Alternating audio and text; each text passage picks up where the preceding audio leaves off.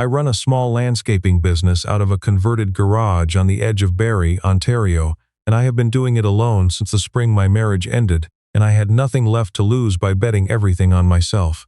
My name is Theo Callahan. I was 38 years old when Jess showed up at my door on a Tuesday in late October with a duffel bag on her shoulder and rain in her hair, and I had not seen her in almost 4 years. She was my ex-wife's older sister. I stood there in the doorway with a coffee mug still warm in my hand, and I did not say anything for a moment, because there was nothing immediate to say. She looked like she had been crying for a long time, and had stopped recently, the way you can always tell, the redness that does not quite go away, the eyes that are steady now, but only because they have run out. She said, "I know I should have called." I said, "Come in out of the rain." That was how it started. My marriage to Kristen lasted 6 years and ended badly, the way most things that end badly do, not in one dramatic moment but in a slow accumulation of small silences and missed chances, until one morning you realize you are two people sharing a house and a lease and a gym membership and not much else. We did not fight often. That was maybe the problem. We had gotten very good at not saying things, and eventually there was nothing left that either of us was willing to say. The divorce was finalized in February, 2 years after we separated. I bought out a small landscaping company from a guy named Hector who was retiring, took the Canada Small Business Financing loan I had been too scared to take while I was married, and moved into a bungalow in Barrie that needed work but had a 3-car garage I could use as a shop. I did the books in the evenings and the physical work during the day, and I went to bed tired enough that I did not have time to feel sorry for myself, which was the whole point. I had not spoken to Kristen since the papers were signed. That was a mutual decision, the kind of decision that does not get made in a conversation but simply happens when two people stop calling and neither one reaches back. Jess was different. Jess had always been different from Kristen, in the way that two people who grow up in the same house can end up pointing in entirely different directions. Kristen was sharp and certain about things. Jess was quieter, the kind of quiet that is not absence but attention. She listened in a way that Kristen never quite managed, and I always noticed it even when I told myself I was not noticing anything. I had met Jess at Kristen's birthday party 7 years ago, the summer before Kristen and I moved in together. She had driven down from Sudbury, where she was working as a school librarian, and she brought a lemon cake she had made herself and a card that made Kristen laugh in the real way, not the polite way. I remember thinking she was the kind of person who paid attention to what people actually liked, rather than what seemed like the right gift. Over the years of my marriage, I saw Jess at Christmas, at the occasional long weekend, at Kristen's parents' place on Lake Simcoe for the summers. We were friendly in the way that a husband and his wife's family can be friendly, warm enough, careful enough, never quite fully ourselves with each other, and I told myself it was fine. That was just how family worked. The last time I had seen Jess was at Kristen's cousin's wedding in Huntsville, 3 months before Kristen and I separated. She had been there with a man named Blake, who worked in commercial real estate out of Toronto. They seemed settled, the way couples at that stage look settled, not newish anymore, not performing happiness, just comfortable with each other in the easy way. I remember thinking good for her and then not thinking about it again. She had got engaged to Blake the following year, or so I heard through the kind of third-hand information that reaches you when you are no longer part of a family. Then nothing. And now here she was in my kitchen in Barrie in late October, with a duffel bag and a look I recognized from my own mirror in the year after my marriage fell apart. I put the kettle on because that is what you do. She sat down at the kitchen table and did not say anything for a moment, and I did not push. I got 2 mugs down and waited. She said the engagement is off. I said I'm sorry to hear that. She said I called it off 3 weeks ago, and I have been staying at a friend's place in Oakville, but I could tell I was wearing out my welcome without meaning to, and my lease at Sudbury ended in August, because I had given it up when we were planning to move in together, and I just... She stopped. She pressed her fingers against the edge of the table. I didn't have anywhere I wanted to go, and I thought of you. I poured the hot water and set her mug in front of her. I said, "Why me?" She said, "Because you went through it and you came out the other side, and because you always made me feel like I didn't have to explain everything." I did not know what to say to that, so I sat down across from her and wrapped both hands around my mug and let the quiet settle. She stayed in the guest room. I had a guest room, the way you have a guest room when you are a single man in a house with 3 bedrooms. It had a bed and a lamp and a dresser and not much else, but the sheets were clean, and the window looked out onto the back field where a stand of birch trees had gone yellow and orange in the autumn. She stood at the window for a moment when I showed her the room, and then she said it was perfect. I did not know what I was doing. I want to be honest about that. I told myself it was the right thing, that you do not leave someone you have known for years standing in the rain with nowhere to go. And that was true, but it was not the only truth. She had been in the house 3 days before things settled into something like a rhythm. She made coffee in the mornings before I was up, the kind of small courtesy that says I know you have a life, and I am trying not to be in the way of it. She went for long walks in the afternoon while I was out on jobs. In the evenings she read at the kitchen table or helped me with the invoicing. Not because I asked, but because she said she needed something to do with her hands. On the 4th evening she asked if she could help me with a quote I was putting together for a residential project in Innisfil. A backyard overhaul for a family who wanted the whole thing redone before the ground froze. She sat across from me with the photos I had taken and asked questions I had not thought to ask, about drainage and about what the family actually used the space for.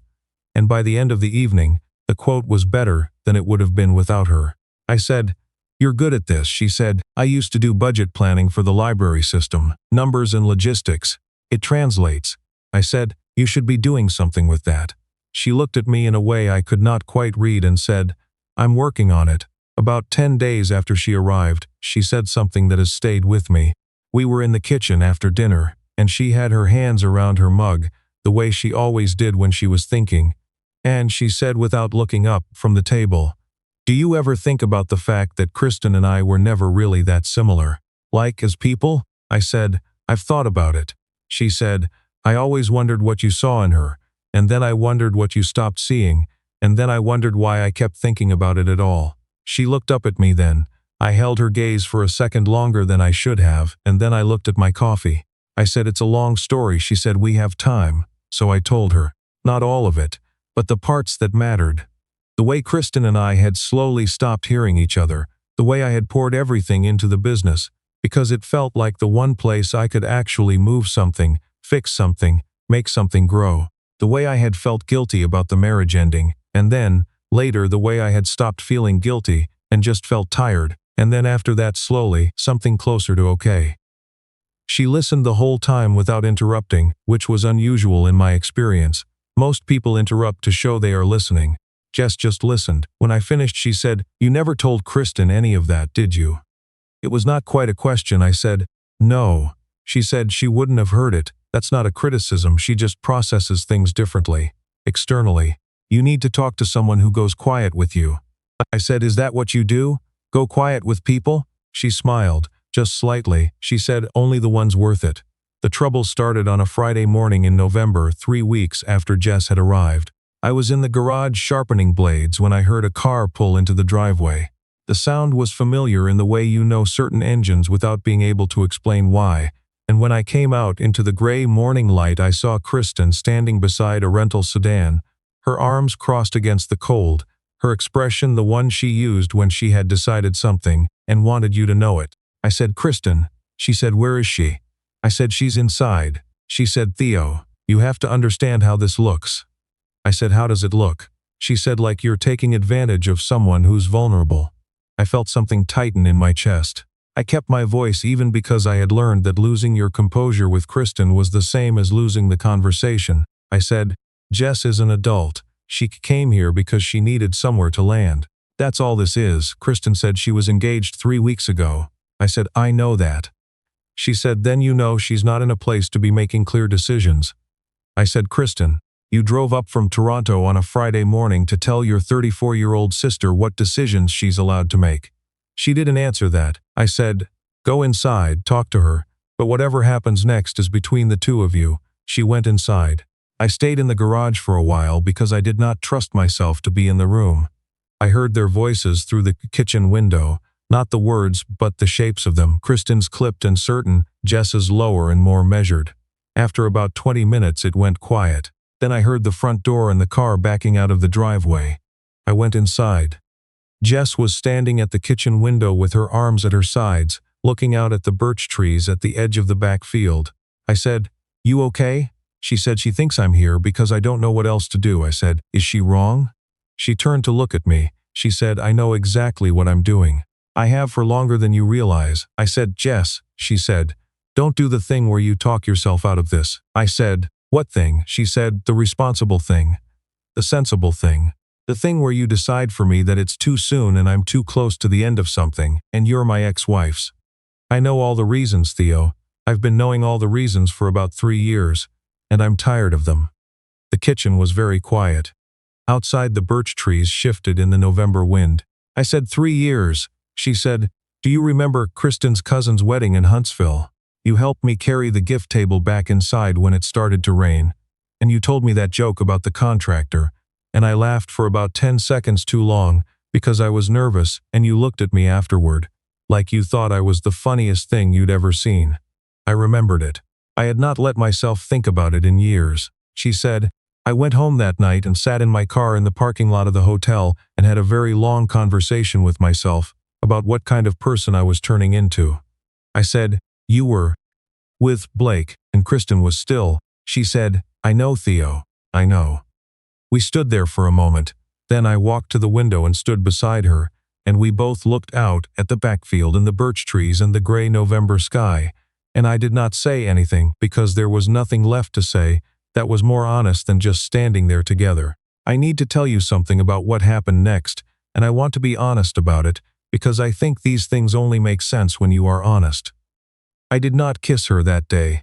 I did not do the thing that happens in every story where the moment arrives, and the two people move toward each other and everything resolves in a clean emotional peak. What I did was make soup. I made a pot of chicken and wild rice soup from a recipe my mother used to make in Barry winters, and I set a bowl in front of Jess and sat across from her, and we ate together without talking much. And at the end of the evening she said goodnight and went to her room, and I sat at the kitchen table for a long time afterward staring at the grain of the wood. What I was thinking was, she is not staying here because she has nowhere to go. She told me that herself. She has a sister in Guelph. She has a colleague in Ottawa who offered her a couch. She has savings and a library science degree and a resume that would get her a job in any mid-sized Ontario city. She came here because of something else entirely, and I had known it for longer than I was admitting.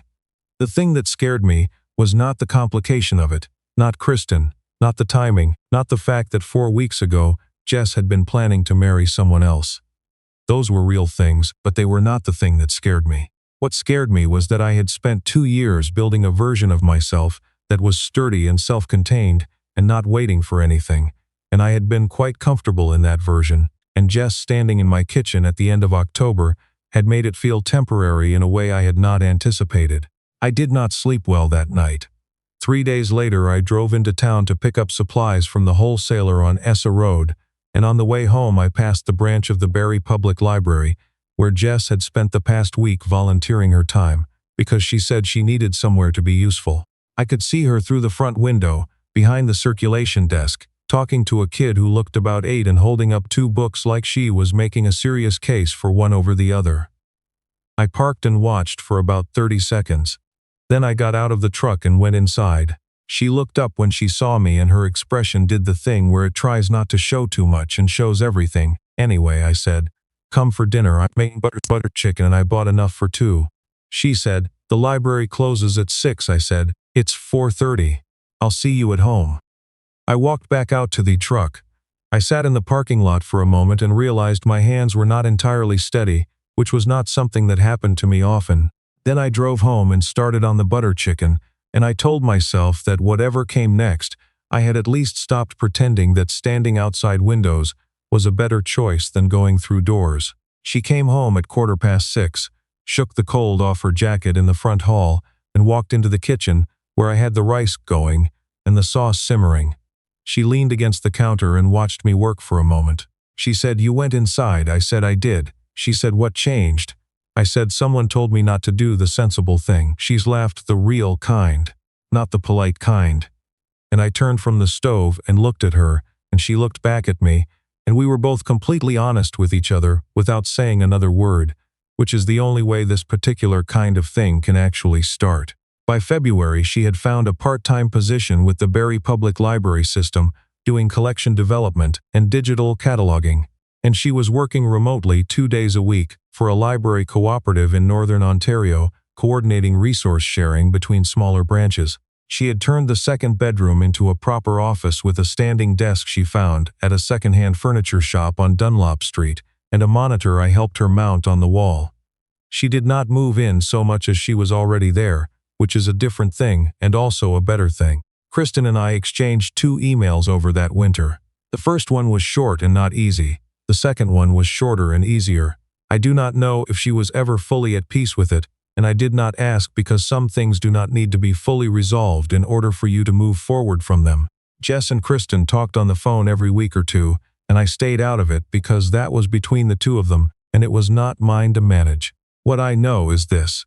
In early March, Jess came out to the garage where I was winterizing equipment and sharpening the edger blades, and she sat on the old workbench with a mug of coffee, and she watched me work for a while without saying anything. Then she said, "I think I'm going to apply for the branch coordinator position in Barrie, the full-time one." I said, "You should." She said, "It would mean I'm here. Officially here, not in transition." I said, "Jess." She said, "Yeah." I said, "You've been officially here since the second week of October." She looked at me for a long moment. Then she smiled and looked down at her coffee, and I turned back to the blades, and we both understood that the conversation had been exactly as long as it needed to be. The following Thanksgiving, her parents drove up from Hamilton for the long weekend. Her mother Diane stood in my kitchen on the Saturday morning and watched me make the turkey brine the way my dad taught me, with pickling salt and maple syrup and a handful of cloves, and she said, "Jess is different when she's here." "I mean that as a compliment," I said. "I know what you mean," she said. "She always seemed like she was waiting for something to settle, and now she just seems settled." I didn't say anything. I set the turkey in the brine and sealed the container and put it in the cold room off the garage. And when I came back inside, Jess was at the table with her father going over a hand of cribbage, and she looked up at me with that expression she has, the one that says, "I know you," which is maybe the most important thing one person can say to another without saying it out loud. Her father dealt me in. I sat down. The house was warm, and outside the October maples were going red along the road. And I thought about that Tuesday evening almost exactly a year earlier, when I had heard a car in the driveway and found Jess standing in the rain with a duffel bag and nothing sorted out. And I had said, "Come in out of the rain," because I did not know what else to offer. It turned out that was enough. It turned out that was everything.